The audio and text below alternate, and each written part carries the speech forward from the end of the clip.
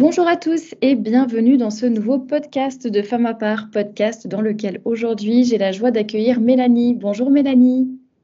Bonjour Thérèse. Alors, je vais vous laisser vous présenter, bien sûr, mais Oui.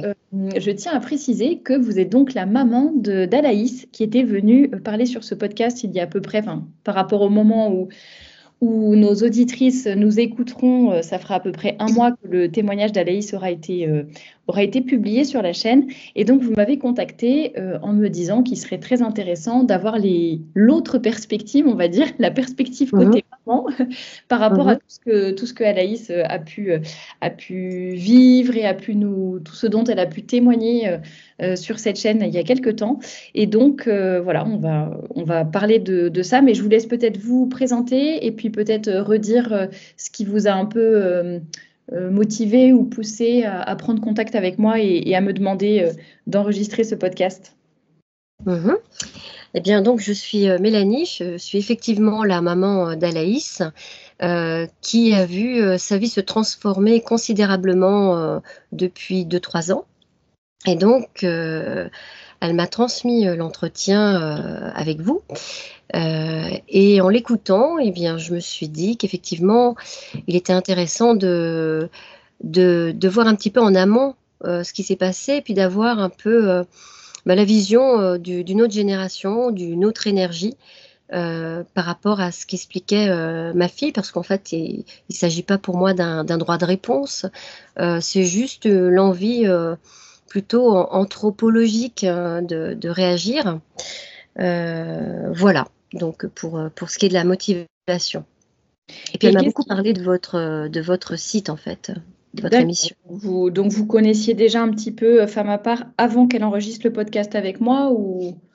Oui, elle m'avait montré en fait vos tenues, elle m'avait parlé de vous, et puis évidemment elle m'avait évoqué cette émission qu'elle devait faire avec vous. Donc oui, j'avais un petit aperçu.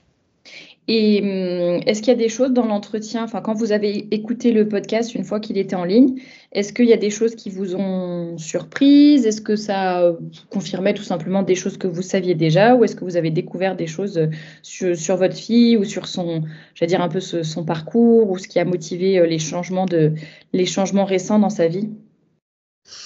Alors honnêtement, étant donné que nous sommes proches, son papa, Alaïs et moi, en fait, non, je n'ai pas été surprise par ce qu'a expliqué Alaïs, d'autant plus que je l'ai vécu de près quand elle était chez nous, et puis après, finalement, en l'accompagnant auprès de son nouveau compagnon, ensuite de son enfant, et nous sommes présents à ses côtés régulièrement, 1 ou 2 fois par semaine. Donc voilà, force est de constater son évolution, et puis nous échangeons régulièrement à ces sujets. Donc non, je n'ai pas été surprise, et j'étais déjà très au fait de ce que ressentait et pensait Alaïs. Après, c'est toujours agréable d'écouter son enfant, qui est devenu une jeune femme, une maman, s'exprimer en dehors du contexte familial. Et est-ce que, si c'est pas trop indiscret comme question, est-ce que vous avez plusieurs enfants ou est-ce que Alaïs est votre fille unique? Non, j'ai une seule enfant, même si c'est très étonnant parce que j'aime beaucoup être entourée de plusieurs enfants. Alors là aussi, ça renvoie sans doute à un contexte sociétal. Je pense que comme ma fille, je pouvais très bien envisager d'avoir plusieurs enfants, mais je ne vivais pas là où elle vit, dans un contexte similaire. Moi, j'ai plutôt agi comme ces tribus qui, à un moment, cessent de procréer, enfin, font un seul enfant pour pouvoir fuir. Je crois que c'était dans la forêt amazonienne. Avec mon compagnon, on s'est parfois fait la réflexion qu'on avait fait un seul enfant au final, parce qu'on ne se sentait pas très à l'aise dans cette société telle qu'elle se présentait. Et donc, voilà, ce qui explique un seul enfant, et aujourd'hui qui est comblé par la venue d'un petit-fils, et puis d'autres à venir. Voilà.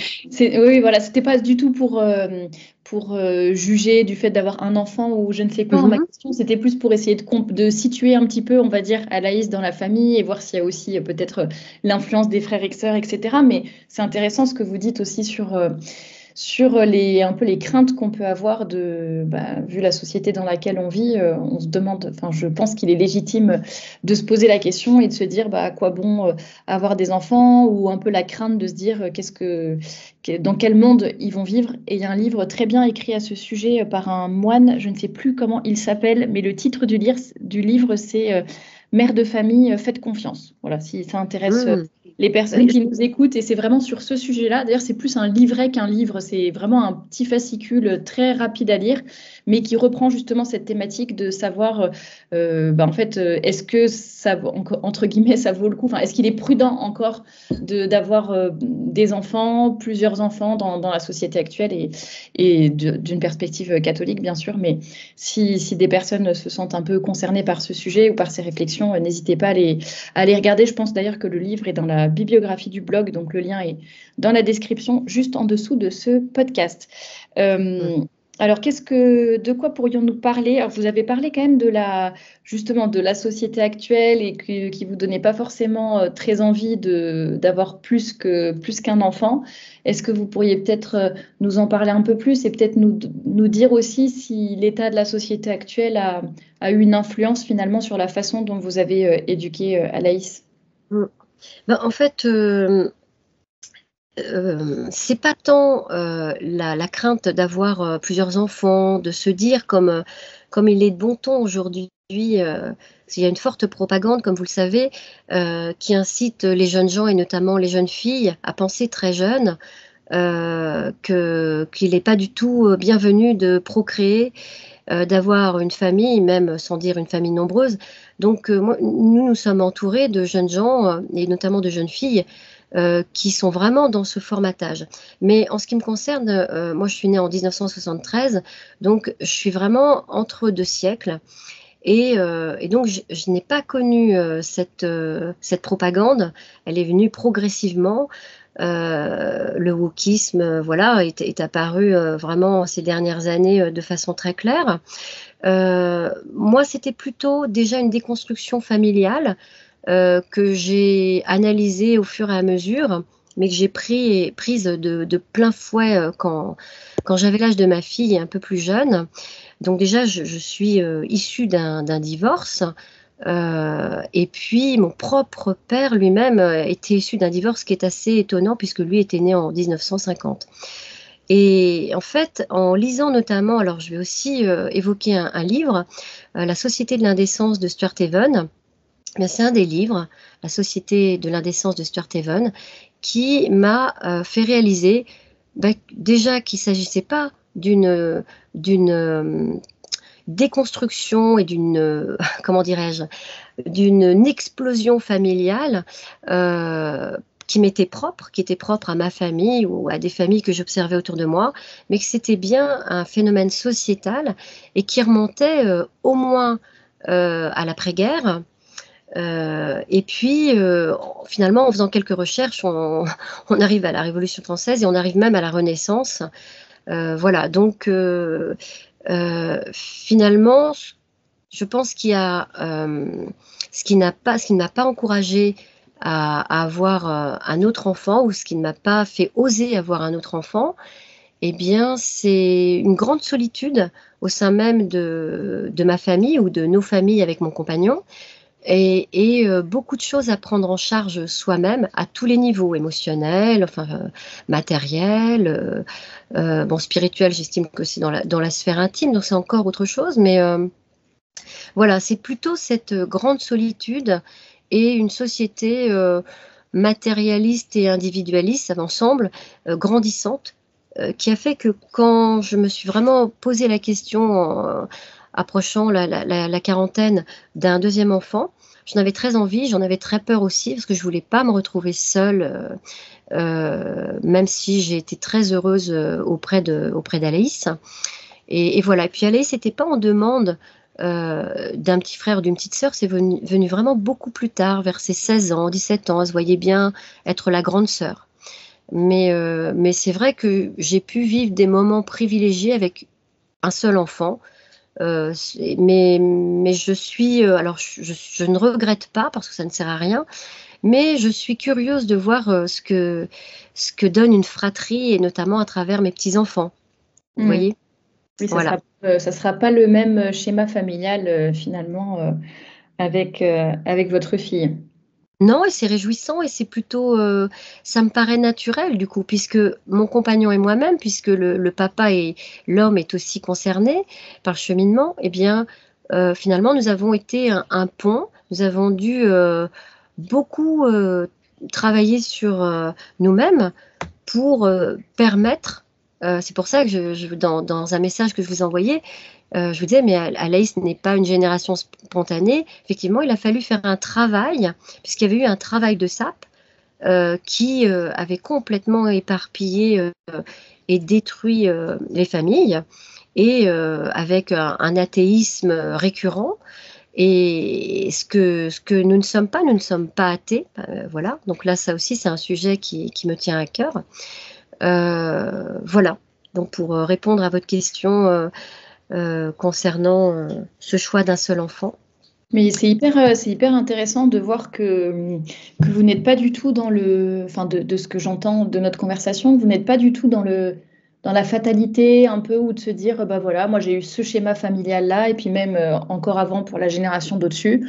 Donc bon, bah voilà, tant pis, ça sera un petit peu pareil pour nous. Et puis on est dans un monde difficile et puis ceci, cela, la solitude, le wokisme, etc. Et c'est intéressant de voir que bah, malgré tout ce qui se passe, que ce soit dans votre génération ou la génération antérieure, enfin je parle de votre famille, et bien, et tout ce qui se passe dans la société aussi autour de vous, et bien que vous avez choisi de faire l'effort en fait d'aller un peu à l'encontre de la fatalité et de se dire, voilà, je vais travailler, je vais faire des efforts, c'est sûr, ça va me coûter des sacrifices et il y aura des difficultés, des obstacles, mais voilà, on essaye de reconstruire quelque chose, de repartir sur des bonnes bases. Et vous parliez du travail de sape qui était fait. Enfin, c'est vraiment Mhm. ça. Là, c'est un petit peu, bah, tout a été détruit. Donc, soit on se dit, bah, je me laisse emmener un petit peu dans la déconstruction, qui est un petit peu la solution de facilité, entre guillemets. Soit bah, je décide, en fait, de ne pas me laisser atteindre par tout ça et de me dire, bah, en fait, je reconstruis quelque chose. Alors, petit à petit, ça va prendre du temps, ça va peut-être prendre plusieurs générations. Et vous voyez déjà les fruits, finalement, avec votre fille et avec votre Mhm. petit enfant. Mais c'est vrai que c'est intéressant de se dire que parfois, il faut avoir le courage aussi bah, d'aller à contre-courant, de construire quelque chose de différent. Et même si pour nous, bon, bah, finalement, je ne vais pas dire c'est trop tard, mais on ne verra peut-être pas tous les fruits tout de suite. Mais en tout cas, ça sera important pour la génération future. Donc, c'est très intéressant. En tout cas, bravo à vous d'avoir eu le courage finalement de faire tout ça.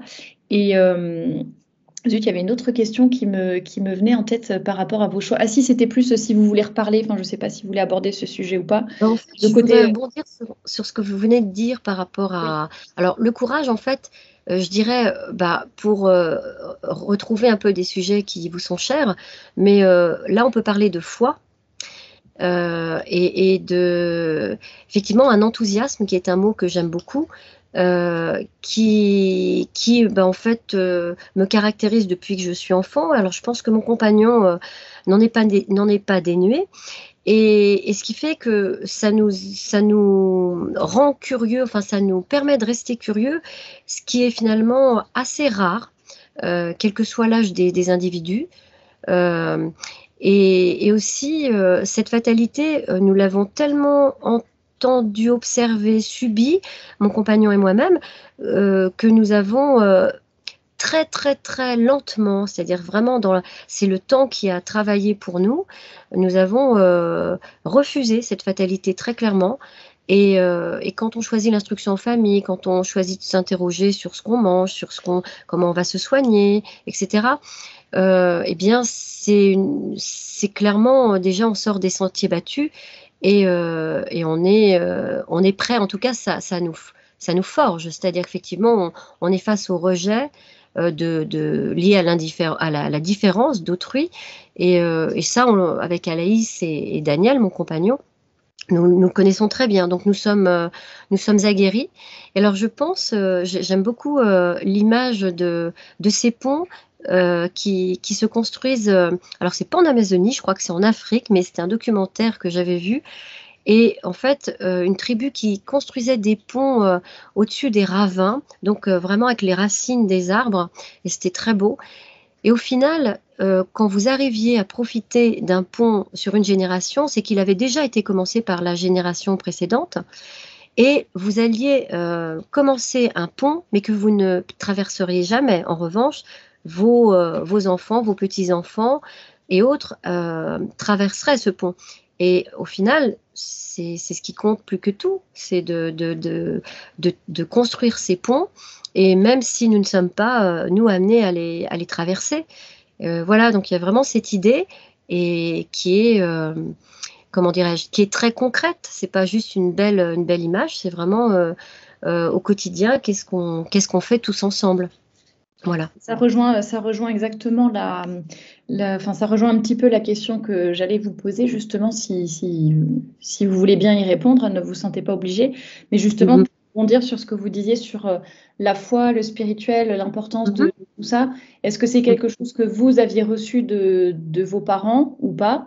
Et est-ce que vous sentez que votre foi, c'est quelque chose je sais pas, qui vous porte, qui vous soutient, qui vous a aidé? Est-ce que c'est aussi enfin, à cause, grâce à votre foi, que vous avez fait ces choix-là ou pas forcément? Alors, disons que si je parle vraiment de moi et pas de mon compagnon, euh, en fait, je n'ai pas eu cette transmission. J'ai été baptisée comme on l'était un peu, enfin, par habitude, on va dire ça comme ça. Je n'ai pas eu de transmission du tout, de conversation, d'apport d'ordre enfin religieux ou spirituel, ce qui pour moi est sont deux choses distinctes. Euh, mais je suis allée à 8-9 ans dans une école privée, Sainte-Marie, en Seine-et-Marne. Et là, j'ai donc assisté à des messes. Alors évidemment, tout le long de l'année, il y avait des événements qui nous rassemblaient en tant que chrétiens. Enfin, nous étions censés être des chrétiens, mais moi, je me sentais très proche du Christ, et j'allais écouter les messes le midi, qui étaient tout à fait optionnelles. Et j'aimais beaucoup écouter ces histoires que je n'entendais nulle part ailleurs. J'ai ensuite participé à la chorale, et puis je me rappelle ce film Jésus de Nazareth, film italien, que notre professeur de maths, le père Bellamy, nous passait par tronçon de, je sais pas, d'un quart d'heure toutes les semaines. Et je suis restée totalement, enfin, béate. Et je n'ai jamais oublié ce film et cette musique. Et j'ai revu ce film il y a quelques années avec grand plaisir, et je l'ai chez moi.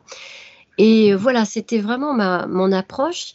Mais c'est vrai qu'à 8-9 ans, euh, je songeais à une vie monastique, mais j'ai évoqué la chose auprès de l'une de mes grand-mères, et elle a eu un petit rictus, et là, ça s'est refermé. En fait, c'est un souvenir que j'ai qui est voilà, vraiment d'une blessure, parce on s'ouvre à quelqu'un, on pense que cette personne va nous écouter, et va au moins nous écouter, juste cela. Et en fait, ça a refermé, mais je pense pas que ça a refermé fondamentalement, ça a juste voilà, mis en sourdine quelque chose. Mais notre fille, par exemple, par rapport à ce qui a été dit lors de votre entretien, en fait, nous ne l'avons pas élevée en l'emmenant à la messe, nous ne l'avons pas élevée euh, comme une catholique ou comme une protestante ou je ne sais quoi. Moi, plus jeune, du coup, j'ai cherché des voies, et quand j'avais 20 ans, je lisais beaucoup d'ouvrages sur le bouddhisme. Voilà, je lisais sur le Tibet, je cherchais des voies qui finalement pour moi sont similaires, ça prend juste d'autres noms. Et je cherchais à trouver une paix intérieure au final.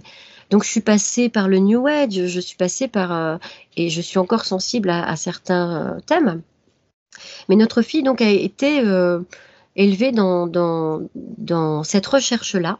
Et en même temps, on l'a laissée très, très libre, parce qu'on s'est dit qu'on lui laisserait le choix du baptême, de la réflexion. Et je pense, et c'est pour ça que je fais une distinction entre religieux et spirituel, c'est que elle a eu un environnement spirituel, un environnement qui l'a forgé, qui l'a mené à sa propre quête, et aujourd'hui c'est elle qui fait son propre cheminement, parce que finalement, son père et moi, nous agissons, alors tant faire se peut, comme des chrétiens, mais nous n'avons pas adhéré à une communauté, nous nous méfions du dogme, et donc, voilà, nous sommes restés des électrons libres, mais nous cultivons ce que certains vont appeler le temple intérieur. Voilà, enfin, finalement, c'est Thérèse d'Avila, mais après tout, effectivement, pourquoi pas, même si Alaïs disait très justement que elle a eu l'impression qu'elle pouvait faire un peu tout ce qu'elle voulait, et puis faire sa petite cuisine pour ce qui était de sa vie dans l'introspection et voilà, de sa vie spirituelle. Et c'est vrai que c'est le danger d'aller voir un peu partout et de prendre un peu tout et n'importe quoi. Et on sait bien que le 21e siècle était annoncé comme le siècle de la fausse spiritualité. Donc, bien sûr, il y a des dangers, mais la spiritualité, elle est en chacun. Enfin, nous sommes des êtres divins, et donc quel que soit en fait qu'on appartienne ou non à une communauté. Enfin, ça c'est le point de vue que je défendrai aujourd'hui.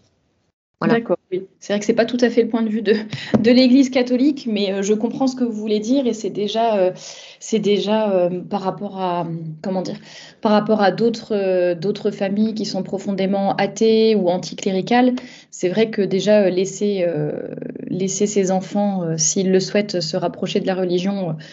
Voilà, c'est déjà quelque chose de bien, même si évidemment j'encourage tous ceux qui nous écoutent à éduquer leurs enfants évidemment dans la foi catholique et le respect aussi des règles de l'Église catholique. Mais c'est vrai que le témoignage, enfin ce qu'Alaïs avait partagé avec nous à ce sujet était intéressant et on voyait qu'elle avait vraiment cheminé aussi, enfin comment dire, que c'était vraiment oui, un cheminement intérieur et sincère, quoi. On va dire Oui, de vraiment, c'est pas une foi qu'on lui a imposée, c'est pas une foi qu'elle a eue par habitude, pourrait-on dire, mais oui, vraiment c'est voilà une recherche profonde. Donc ça c'est ça qui est très très intéressant et aussi courageux de sa part. Et oui. justement, en parlant d'Alaïs, je voulais savoir si tout ce qui était le sujet de la tenue vestimentaire, de la décence, de la féminité, etc. Est-ce que c'est voilà, des sujets avec lesquels sur lesquels vous êtes d'accord avec elle? Ou voilà, qu'est-ce que vous avez pensé un peu de nos échanges à ce sujet-là? Ben, ça m'a fait rire parce qu'Alaïs me parle beaucoup de cette tenue vestimentaire, et voilà, donc c'était amusant de l'entendre vous expliquer qu'elle trouvait des vêtements très peu onéreux, et de vous donner des détails à ce sujet. Bon, en fait, moi, c'est vrai que je ne me soucie pas trop de cet aspect-là. En fait, comment je vais vous dire ça? Euh, alors moi, j'aime beaucoup l'évolution d'Alice, et puis c'est pas en termes d'être d'accord ou pas, en fait, quel que soit le sujet. Moi, je vois qu'elle s'épanouit, que sa tenue vestimentaire signifie quelque chose dans son évolution personnelle, et ma foi, ça lui va très bien. Et effectivement, de temps en temps, ça m'influence, et je pense que nous sommes là pour nous influencer les uns les autres, en bien ou en mal, et là, je trouve que c'est plutôt bien. Maintenant, parfois, il y a un petit côté justement dogmatique, enfin un petit côté insistant. Et moi, je fais partie de ces êtres, quand on insiste, je vais justement un peu me buter. Je vais pas fermer les portes, mais je vais un peu me buter. Donc, je laisse venir, je laisse les changements opérer, mais sans qu'on me force la main. Alors après, pour ce qui est de la tenue vestimentaire, euh, en fait, je comprends. Et je vois bien, depuis 3 ans que nous côtoyons, oui, au moins 3 ans, notre gendre et puis donc notre fille, euh, une recherche de cadre qui va se traduire à différents niveaux. Donc, un cadre de vie, la fameuse tenue vestimentaire, puisque mon gendre aussi fait attention, et je vois sur certaines photos, quand je les regarde, j'ai l'impression d'avoir un jeune couple de résistants. Ils sont très, très, enfin, c'est très joli à voir, très charmant. Parfois, ça peut même paraître désuet. Et j'aime beaucoup. J'aime beaucoup. Et j'encourage. Après, ma propre évolution par rapport à ce que disait Anaïs de mémoire, bon, elle disait que je n'étais pas très féminine et que je me souciais pas trop de cet aspect-là. Alors, c'est vrai que je ne m'en souciais pas particulièrement, mais c'était plutôt par cycle. Donc, selon ce que j'étais en train de vivre pendant que j'élevais mon enfant, effectivement, il y a eu des moments où vraiment, je n'ai absolument pas tenu compte du tout de ce que je renvoyais au monde. Voilà, donc ça, à ce niveau-là, je rejoins tout à fait Alice sur ce qu'on envoie au monde et sur comment une forme de résilience, une forme de respect de soi, et voilà, et aussi du respect qu'on va peut-être provoquer chez l'autre. Alors voilà, mais il me semble quand même avoir eu des tenues plutôt féminines, mais qu'Alaïs a peut-être en fait oublié, tout simplement parce elle était plus jeune.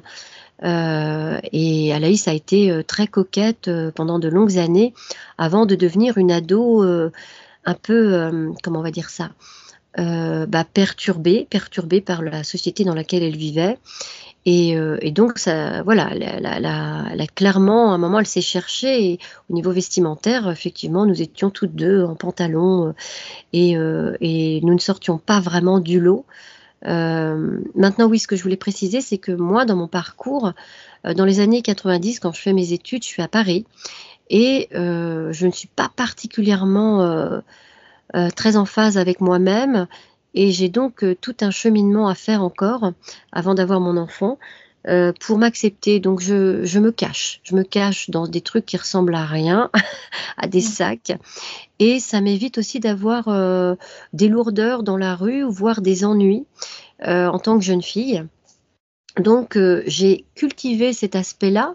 Et puis, étant donné que j'étais une étudiante et que je n'avais pas beaucoup de moyens financiers, ben, en fait, je faisais avec ce que je trouvais. Donc, j'ai cultivé pendant des années cette façon de vivre qui n'a pas été, comment dirais-je, rien n'a été encouragé à ce niveau-là par des personnes qui sont apparues dans ma vie. Donc, je n'ai pas fondamentalement changé les choses. Et puis, quand mon enfant est arrivé, je me suis concentrée sur mon enfant. Et puis, petit à petit, les choses se sont mises en place, et il me semble quand même que j'ai quitté cette posture déjà très en retrait, à me cacher, et finalement j'ai peut-être retrouvé cette féminité grâce à mon compagnon, mais à mon enfant aussi, puisque mon enfant, j'imagine comme beaucoup de mères, ou peut-être toutes les mères, en tout cas moi c'est le cas, mon enfant très clairement a fait partie de ma guérison à tous les niveaux. Donc voilà.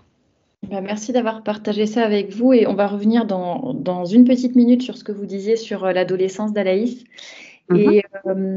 Mais je voulais souligner quelque chose d'important dans ce que vous avez dit, peut-être plus pour nos auditeurs d'ailleurs, mais ce que Oui, vous avez dit sur le côté que quand on vous impose trop fortement quelque chose, vous allez oui. plutôt avoir tendance à un peu à vous recroqueviller, on va dire, si j'ai bien compris. Pas forcément rejeter, Alors, mais voilà, pas plus on recroquevillé, insiste, mais oui, oui, voilà, plus on insiste, plus ça va peut-être vous gêner, ou voilà, je pense que vous préférez aussi que ça soit un cheminement aussi sincère et intérieur, et pas juste, bon allez, je vais faire ça parce qu'on me l'impose, mais je veux vraiment oui.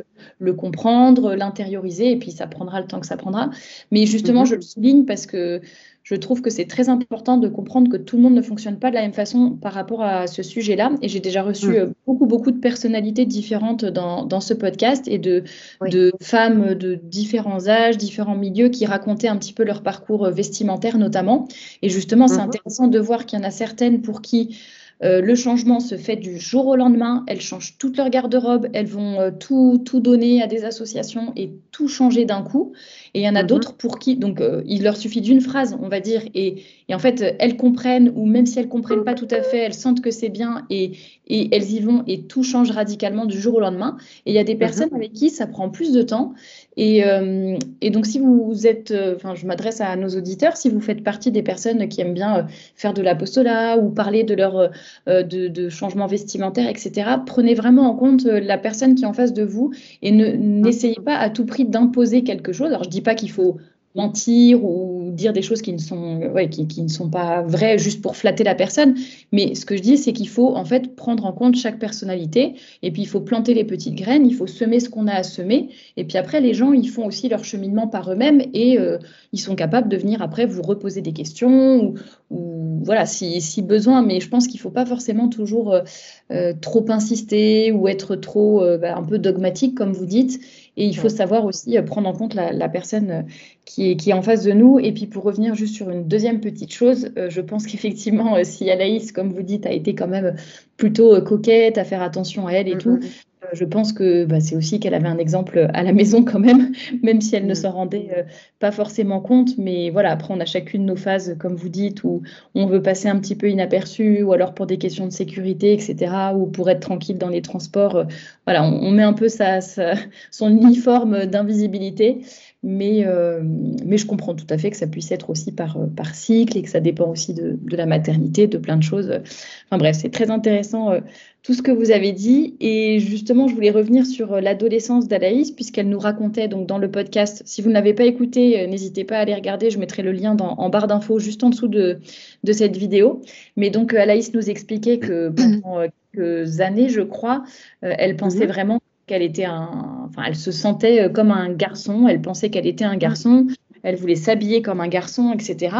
Et bon, elle nous a raconté tout son parcours et peut-être ça serait intéressant justement d'avoir votre point de vue là-dessus et de savoir un petit peu comment vous l'avez vécu en tant que maman.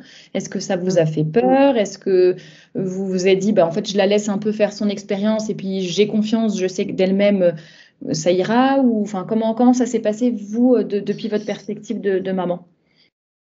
Alors, en fait, déjà, si on resitue le contexte, on est dans le cadre de l'instruction en famille. Donc, on est déjà mis en marge. C'est pas qu'on est en marge, c'est qu'on nous met en marge puisqu'on ne fait pas partie on n'a pas un rythme scolaire et même si on essaie de rencontrer des gens, rencontrer les enfants en dehors des horaires scolaires, en fait, d'emblée, on va être mis à part. Donc, Anaïs, elle a grandi de toute façon très rapidement en s'apercevant qu'elle était quand même assez seule, ce qui est plutôt pas mal puisqu'elle a appris assez rapidement que certes, on n'est pas seul, hein, on est tous connectés, et puis voilà, on parlait du divin, mais qu'on a des choses à vivre de façon solitaire. Et ça, elle l'a appris très très jeune. Alors, son tempérament, je sais pas, son contexte et puis, je sais pas, ses bagages personnels, en tout cas, font que Anaïs était déjà une enfant ou en tout cas une préadolescente, adolescente remarquable dans le sens où elle était remarquée par ses différences, elle était oui assez insaisissable pour certains et notamment pour certains adultes. Et puis après, les enfants ont tendance, pour la plupart, à simplement imiter le comportement de leurs aînés. Et Anaïs, donc, s'est retrouvée à l'adolescence avec un changement hormonal comme tout le monde et aussi un grand désarroi, mais que je pourrais difficilement résumer parce qu'on en a discuté, on a essayé vraiment de trouver des solutions. Alors, la peur, je ne sais pas si j'ai eu peur. Je ne crois pas parce qu'en fait, il me semble que j'essaye de trouver des solutions, quoi qu'il arrive. Donc, la peur ne résout rien, donc on cherche des solutions. C'est plutôt attristant parce que vous voyez que c'est un cheminement, que vous pouvez être auprès de votre enfant, vous pouvez l'accompagner, lui assurer qu'il est aimé quoi qu'il arrive. Mais voilà, ça s'arrête là, ça semble s'arrêter là. Et c'est votre enfant qui est assez jeune, en fait, 13, 14, 15, 16, qui va donc devoir cheminer et se confronter au monde dans toute sa violence. Et donc, là, Laïs, effectivement, a fait part de cette impression d'être d'être possédée, en fait. En fait, nous, on s'est demandé, on faisait des recherches, vraiment, pour voir s'il y avait besoin d'exorciser. Enfin, si c'était une possession totale, si c'était juste une espèce de, de location. Enfin, on s'est vraiment renseigné sur différents sujets de possession.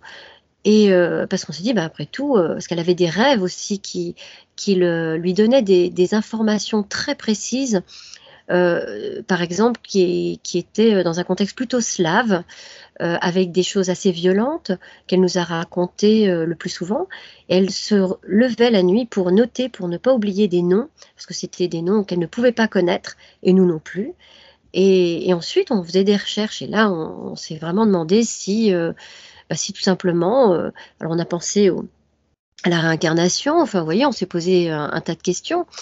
Et voilà. Et puis en fait, Anaïs, moi, je sais qu'à un moment, je lui ai proposé d'aller voir quelqu'un, éventuellement, d'essayer de trouver quelqu'un de confiance qui pourrait voir si, bah, effectivement, elle était possédée. Et voilà, ce qu'on pourrait faire, puisqu'elle avait comme au moins une double personnalité, qu'à un moment, ça pouvait la mettre en danger, puisque voilà, ça lui faisait faire des choses qu'elle ne faisait pas sans cela. Et en même temps, ce qui était intéressant aussi, Anaïs m'expliquait qu'elle avait peur de perdre quelque chose si elle perdait cette autre personnalité. Elle avait l'impression qu'elle ne pourrait plus créer, par exemple, puisqu'elle composait. Elle avait l'impression qu'elle perdrait une certaine sensibilité. Alors c'était assez c'était assez subtil comme sujet. Enfin, ce n'était pas simple de prendre une décision. Et au final, ça s'est résorbé. Il y a eu des événements assez importants que je ne vais pas développer, mais qui ont montré qu'il y avait vraiment un danger possible, mais en même temps qui ont participé au réveil d'Alaïs, en tout cas je ne sais pas comment elle le dirait elle, mais qui ont rendu authentique son cheminement, soit elle se mentait et elle mentait au monde, soit elle avançait et elle avançait avec sa foi. Et c'est ce qu'elle a fait. Donc, et peu de temps après, comme par hasard, je vais dire entre guillemets, eh bien, évidemment, elle rencontre son compagnon et très rapidement, ils ont un enfant. Donc, voilà. Mais c'est vrai elle avait du mal, en tout cas, si j'en crois ce qu'elle disait à ce moment-là, avec son image. Et elle, dans le miroir, c'est comme si elle ne se reconnaissait pas en tant que fille, comme si un être l'habitait, et cet être était plutôt un homme. Alors voilà, ça pose question hein, quand on lit. Moi, je sais pas, j'avais lu un bouquin d'un gars qui était revenu, qui s'était rendu compte finalement qu'il était, que vivait en lui un soldat, et donc il avait des scènes de violence inouïes dans ses rêves. Donc oui, je crois que c'est Alix, je crois qu'il est très connu, A2LIX. Et donc ce livre en question m'avait beaucoup plu, mais je m'étais dit, tiens, est-ce que ma fille, finalement, est occupée par un gars qui a vécu je ne sais où dans un pays slave, et qui a vécu des choses violentes, et puis qui la pousse à faire telle et telle chose.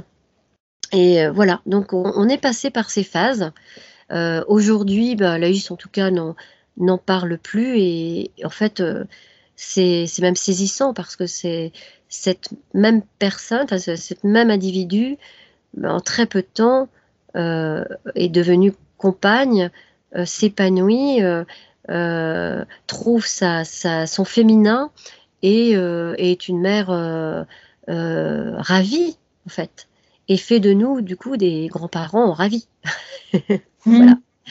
Mais justement, c'est intéressant dans ce que vous dites de voir que finalement, il y a eu comment dire, on peut dire qu'elle a erré pendant un certain temps. Enfin, elle a cherché, vous avez essayé de comprendre, d'explorer plusieurs pistes, etc. Et c'est intéressant de voir qu'en fait, finalement, au bout d'un moment, elle s'est retrouvée un petit peu au pied du mur, et enfin, de ce que j'ai compris de ce que vous avez dit, et qu'elle avait un peu deux choix qui s'offraient à elle, quoi, et que soit elle prenait le le bon chemin, soit elle prenait Oui. le mauvais en quelque sorte. Et ça, je pense que c'est très important de le rappeler aussi parce qu'on est tous appelés, alors pas forcément dans ce contexte-là par rapport à notre identité, etc., mais on peut tous être amenés dans notre vie à voilà, être mis un petit peu au pied du mur, voilà, par la vie, par le bon Dieu, enfin, on peut l'interpréter un petit peu comme on veut, par la providence, et de se dire, bah, il y a un moment, en fait, il faut savoir poser des choix importants, des choix qui nous engagent après pour la vie, et des choix qui sont pas forcément faciles, parce que peut-être que ça aurait été plus facile pour elle, entre guillemets, de se laisser aller dans tout cet autre côté, et que finalement, malgré la peur peut-être aussi de perdre son côté artistique ou de perdre sa créativité, eh bien, elle a quand même choisi j'allais dire le bon côté de la force, et pas le côté obscur.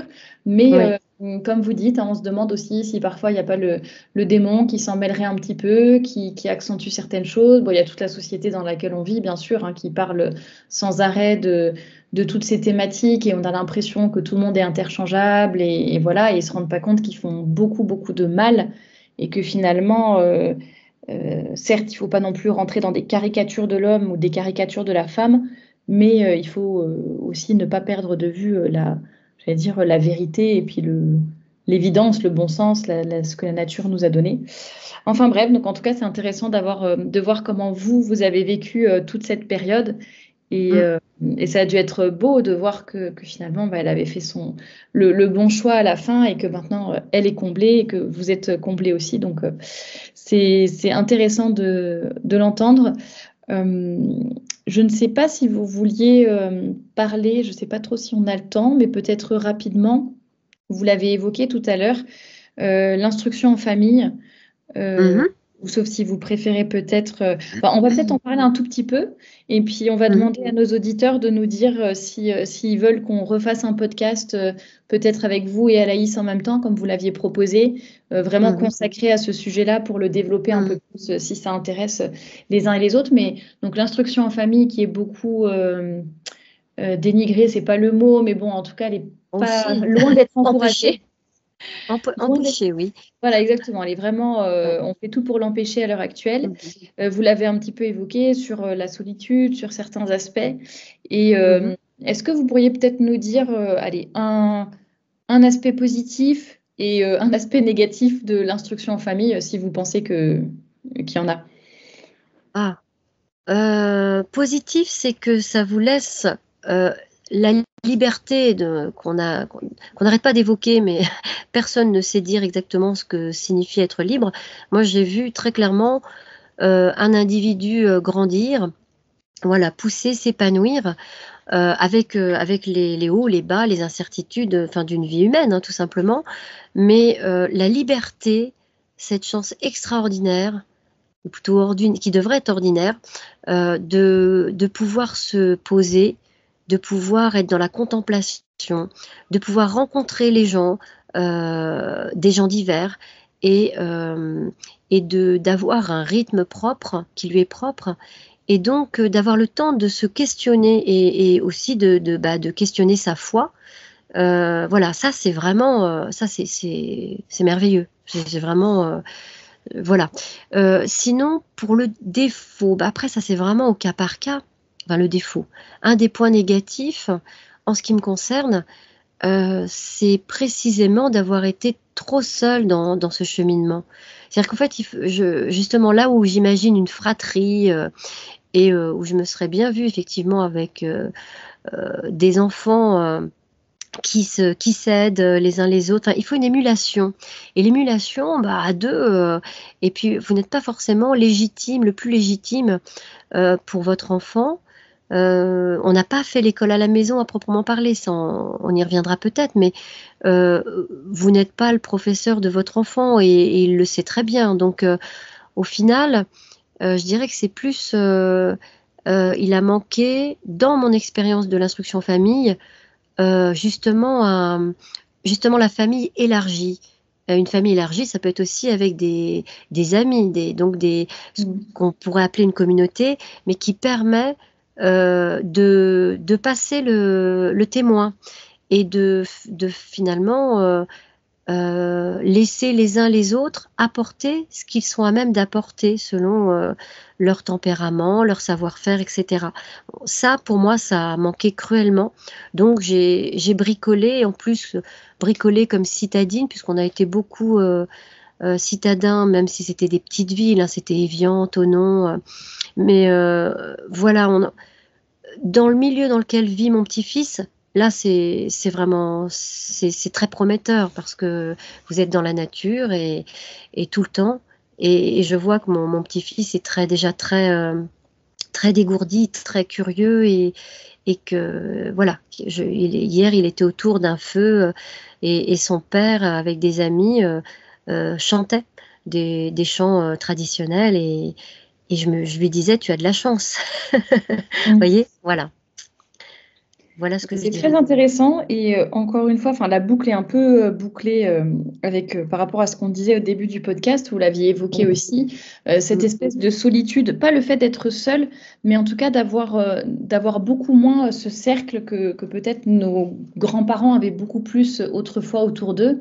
Et ce cercle qui permettait d'avoir, en fait, tout le monde était un peu dans le même village, c'était la famille, parfois on hébergeait même les grands-parents ou les arrière-grands-parents chez soi. Oui. Et c'est vrai que ça permettait d'avoir de l'entraide, une certaine transmission, une certaine complémentarité aussi entre les aînés et les plus jeunes, voilà, de la sagesse aussi, puis aussi de la joie de vivre des plus jeunes peut-être. Enfin, je pense que c'est pas du tout la même époque que l'on vit et on voit que ça pose notamment des problèmes pour toutes celles enfin, parfois en tout cas, ça pose des problèmes pour celles qui décident de rester au foyer, de rester mère au foyer, de ne pas travailler à l'extérieur et finalement, elles se retrouvent assez seules, que ce soit pour leur vie sociale, pour l'aide qu'elles pourraient avoir, parce que maintenant, on est tous un petit peu déracinés et Oui. loin de... Voilà, c'est plus comme autrefois, on était tous dans le même village, et puis même s'il n'y avait pas la famille, bon, bah, au pire, c'était tellement une communauté qui se connaissait, qu'il y avait toujours les amis ou quoi, enfin, c'était presque comme une deuxième famille.